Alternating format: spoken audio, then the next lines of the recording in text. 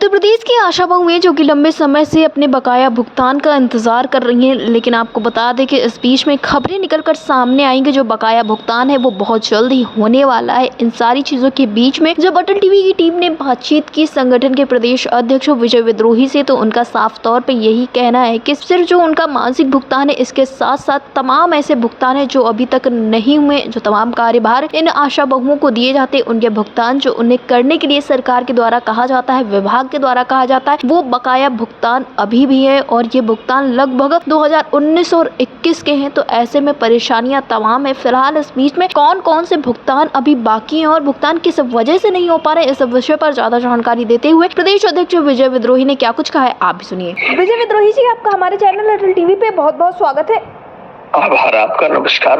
विजय विद्रोही जी, जैसा कि देखने को मिला है कि इस वक्त पर जो आशा बहुएं, आशा संगिनी, उनके जो मानदेय है उसके बकाया भुगतान को लेकर तमाम तरह की खबरें निकलकर सामने आई। ऐसा कहा गया कि जो बकाया भुगतान है, जो लंबित भुगतान है, उसको जल्द से जल्द दे दिया जाएगा, जिसकी प्रक्रिया भी कहा गया कि कहीं ना कहीं शुरू हो गई है। क्या सच्चाई है? क्या ये सच में प्रक्रिया शुरू हो गई है या फिर सिर्फ बरगलाने के लिए बातें कही गई?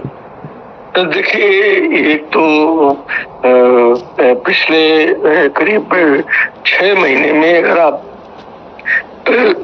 खबरों पर नजर डालें जी, तो प्रमुख रूप से कुछ खबरें आपको देखने को मिलेंगी जिनमें मुख्यमंत्री का एक बयान खासा गौरतलब है। वो है कि आशा वर्कर्स का भुगतान हर महीने की 6 तारीख तक अनिवार्य रूप से कर दिया जाएगा। ये बात वो 4 बार 5 बार पिछले 6 महीने में मुख्यमंत्री जी के मुखारबिंदु से ये बात विभिन्न कार्यक्रमों में निकली है जी, और वो अखबारों की सुर्खियों में भी रहती है जी जी।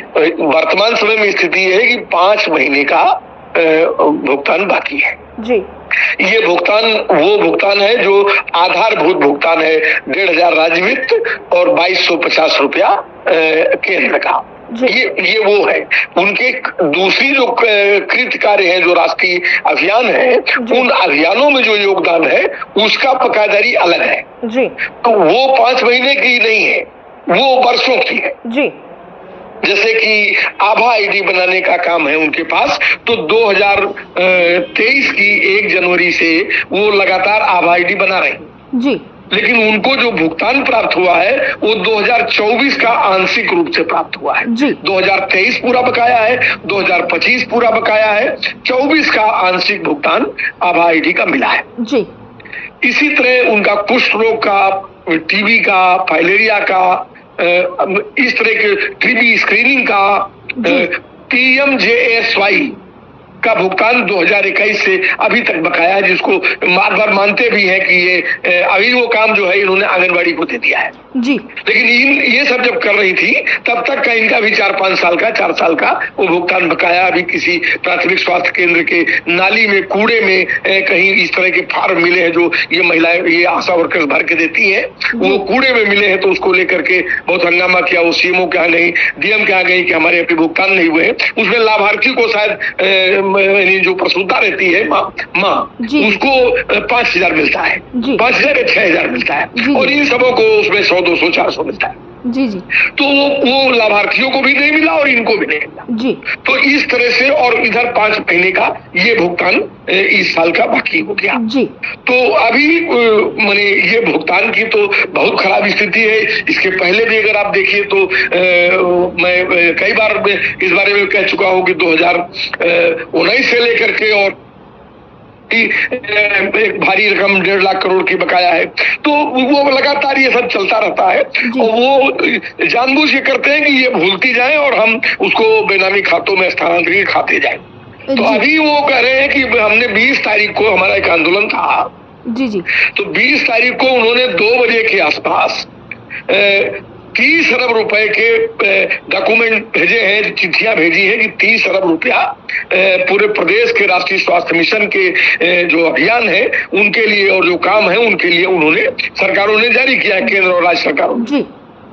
सच्चाई यह है कि ये पैसा 31 मार्च तक केंद्र सरकार ने और राज्य सरकार ने जी राष्ट्रीय स्वास्थ्य मिशन के कामों के सापेक्ष 6 महीने के लिए खारिज कर दिया था।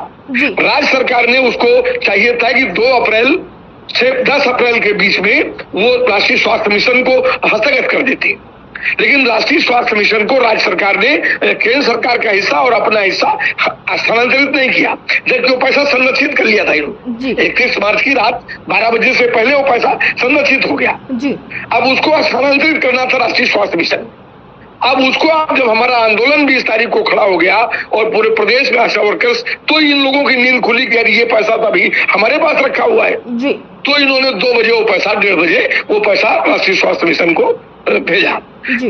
अब इसमें एक गौरतलब बात और है, खाली आशा वर्कर्स नहीं फंस गए इसमें वो पूरा राष्ट्रीय स्वास्थ्य मिशन के जो उनके तमाम अधिकारी हैं, उनके जो कर्मचारी हैं, उनकी जो एएनएम है, स्टाफ नर्सेज हैं, उनके जो बीसीपीएम है, डीसीपीएम है, बाइम है, सीएचओ है, ये सब फंस गए, मतलब सबका बकाया हो गया है। तो आपकी गलती से सरकार के पास पैसा रखा हुआ है, सरकार उसको दे नहीं रही है।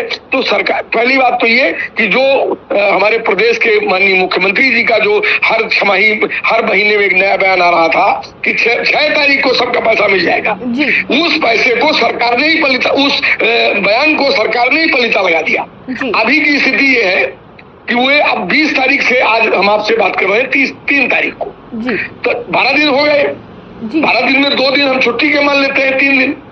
अब 9 दिन आपके पास वर्किंग डेज थे, वो 9 दिन में अभी उस पैसे को जिला स्वास्थ्य समितियां यानी स्थानीय जो वितरण प्रणाली है इनकी, राष्ट्रीय स्वास्थ्य मिशन से जिला की जो वितरण प्रणाली है और फिर नीचे तक की जो वितरण प्रणाली है, उस प्रणाली में इतना खामी है कि अभी तक आप बिलिंग नहीं कर पाए हैं। कहीं पर 1200 रुपए गया है, कहीं 1000 गया है, कहीं 1300 गया है, कहीं जो है राज्य वित्त का आपने 1500 भेज दिया है, वो भी 1 महीने का भेजा है। तो ये कुल मिलाकर के राष्ट्रीय स्वास्थ्य मिशन के अंदर ये सब बहुत भयानक स्थिति है। और भुगतान जारी हो जाने के बाद भी 20 तारीख को, चलिए देर सवेर 5 महीने बाद होश आया और जारी हो गया भुगतान, तो 5 महीने बाद भी जो पैसा राष्ट्रीय स्वास्थ्य मिशन के हाथ में आया है वो भी बहुत त्वरित गति से उसके भुगतान में कोई दिलचस्पी नहीं दिखा रहा है जी। उसका भी कारण आप जान लीजिए, मैं बहुत आश्वस्त होता हूँ, राष्ट्रीय स्वास्थ्य मिशन के हाथ में जब पैसा आता है तो वो उसके अंदर कितना, कहाँ खुर्द बुर्द करना है, कहाँ कितनी बेईमानी करनी है, कितना बेनामी खातों में स्थानांतरित करना है, इसमें कितना अपनी जेब में डाल लेना है जी। ये सब सिस्टम बनाते हो जी। फिर उसके बाद वो बहुत मैंने आशा वर्कर्स को और के खातों में और संगिनियों के खातों में वो पैसा भेजते हैं जी। तो ये आंतरिक बेईमानी, राज्य सरकारों की निग्लिजेंसी, ये दोनों के बीच में आशा वर्कर्स और तमाम कर्मचारी पिसते रहते हैं। और ये एक स्वभाव और आदत बन गई है कि अब हमको, अब और सरकारें, दूसरा एक बात और समझ लीजिए, अंत में मैं आखिरी बात कहूंगा, सरकारें दरअसल में बकाया करती है जानबूझकर जी। राष्ट्रीय स्वास्थ्य मिशन भी इसमें शामिल रहता है। ये बात खाली सरकार की नहीं है कि सरकार ने उस पैसे को अपने पास संरक्षित कर लिया और राष्ट्रीय स्वास्थ्य मिशन को भेजा, नहीं। तो ये राष्ट्रीय स्वास्थ्य मिशन की जिम्मेदारी है कि वो काम तो राष्ट्रीय स्वास्थ्य मिशन ले रहा है। केंद्र और राज्य के अभियानों को संचालित कराने की जिम्मेदारी राष्ट्रीय स्वास्थ्य मिशन के पास है जी। आरोग्य मिशन के पास है, आयुष्मान भारत के पास है। ये तमाम तरह के मिशन बने हुए हैं इसके भीतर, 100 तरह के मिशन हैं जो काम लेते हैं, और उसमें से 75 मिशन ऐसे हैं जो अपना हिस्सा देते ही नहीं, कभी उसका कोई भुगतान ही नहीं करते, और उन पर सरकारों ने आज तक कोई विचार भी नहीं किया। राष्ट्रीय स्वास्थ्य मिशन भी उसकी जवाबदेही से खुद को पीछे कर लेता है। तो राष्ट्रीय स्वास्थ्य मिशन और सरकारों की मंशा भी रहती है कि भुगतान को इतना विलंब करो, इतना विलंब करो कि ये सारी मांगे भूल जाए और खाली एक मांग इनकी बचे कि हमारा बकाया भुगतान कर दो, हमारा बकाया भुगतान कर दो।